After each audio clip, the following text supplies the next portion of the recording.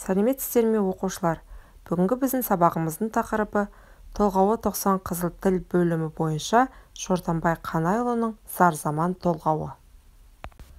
Оқу мақсаты: әдеби шығарма сюжетінің құрамдас бөлшектерін талдау. Сабақтың мақсаты: жазба жұмысын жасайды, сұраққа жауап береді. Бағалау критерийлері: заман шындығын анықтайды, заман туралы ой толғайды, шығармашылық тапсырмалар орындайды. Тақырыпты болжау: Шортанбай Қанайұлының өмірі мен шығармашылығына қатысты бейнефильмді көру. Дескриптор: бейнефильмді көреді және тақырыпты болжайды. Олай болса балалар, мына бейнефильмді барлығымыз бірге тамашалайық. Шортанбай Қанайұлы жерленген жер: Қарағанды облысы, Шет ауданы, Ақсу аюлы ауылынан оңтүстік-батыс жағында орналасқан.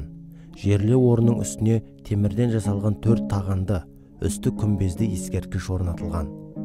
Шортанбай Қанайұлы 19 ғасырдың көрнекті ақыны, қазақ әдебиетіндегі зар-заман кезеңінің ірі өкілдерінің бірі.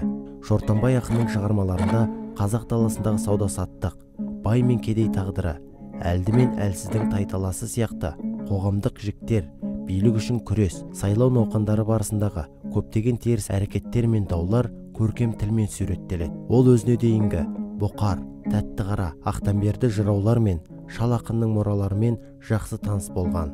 Шортанбай сонымен қатар айтыс ақыны ретінде Шөже, Орынбай, Асан ақындармен сөз сайысына түскен. Ақын Шортанбай Қанайұлы әдебиеттің зар-заман аталған кезеңінің ірі өкілдерінің бірі. Ол бүкіл өмірі мен ақындық дарынын туған халқының Ресей отаршылдығынан тартқан ауыр халін, оның келешегінің мән-жайын жырлауға арнады. Өзі куә болған заманының кемшіліктерін өзгелерден бұрын сезініп, аяусыз әшкерелеуге атсалысты. Қазақ даласына Ресей отаршылдығымен бірге келген қоғамдық, әлеуметтік өзгерістер халықты екі жақты езгіге ұшыратты. Ең алдымен елді жерінен, бас бостандығынан ажыратса, екіншіден рухани құндылықтарынан алшақтатты. Ата-бабалардан келе жатқан салт дәстүрден, тілден, діннен, имандылықтан, ынтымақ бірліктен қол үздіре бастады. Адамдардың мінез құлықтары өзгеріп, жас ұрпақ ата-ананы сыйламайтын жағдайға келді. Елді парақорлық, бақталастық, билік құмарлық сияқты келеңсіз өзгерістер жайлайды. Осыны көзбен көріп, жүрегі қанжылаған ақын бұл тығырықтан құтылар жол іздейді. Оны таба алмағандықтан, сол өзі өмір сүріп отырған заманнан көреді. Қазақ қоғамындағы жат қылықтардың бәрін ақыр заманның белгісі деп түсінеді.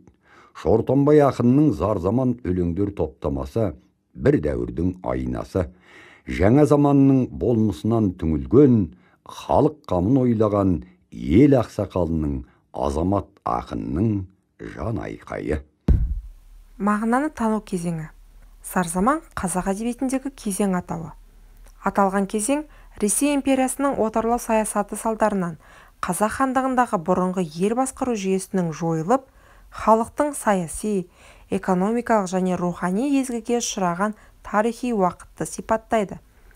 Алғаш Шортанбай Қанайұлы осы кезеңнің ауыртпалықтары туралы зар-заман атты зарлы толғау шығарып, ол ел ішінде кең таралды. Бұдан кейін басқа да ақындар осы тақырыпқа көптеген өлең жырлар шығарды. Оларды қазақ әдебиетінде зар-заман ақындары деп атайды. Олай болса балалар, тапсырмамызға көшейік. Бірінші тапсырма: сұрақтарға жауап бер. Шортанбай Қанайұлы қай жылдары өмір сүрген? Қазақ әдебиетіне зар-заман ұғымын енгізген ғалым кім? Зар-заман кезеңі қай дәуірді қамтиды? Шортанбай ақынның шығармаларындағы басты идеясы не? Дескриптор: сұрақтарға жауап береді.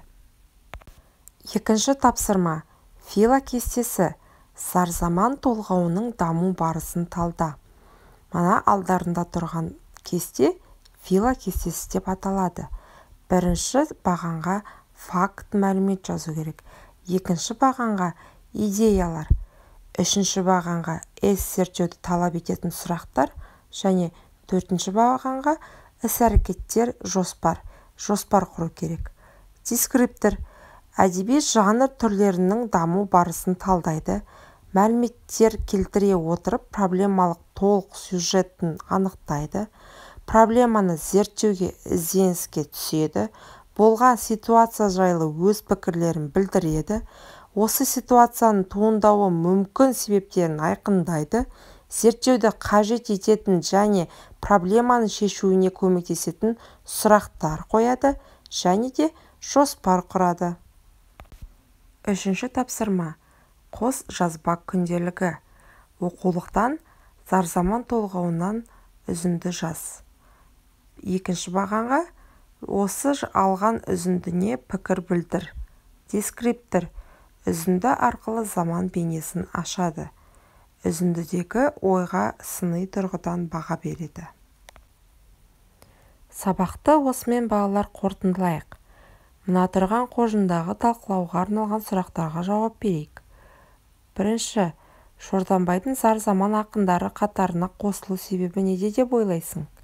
Екінші, Шортанбай шығармаларының басты тақырыбын анықта. Үшінші, бүгінгі заманы Шортанбайларына кімдерді жатқызасың? Дескриптор қоржынды толтыру мақсатында сұрақтарға жауап береді. Қосымша тапсырма. Сол заманның адамы ретінде өз заманыңызға баға беріп шағын сыни шолу жазайық.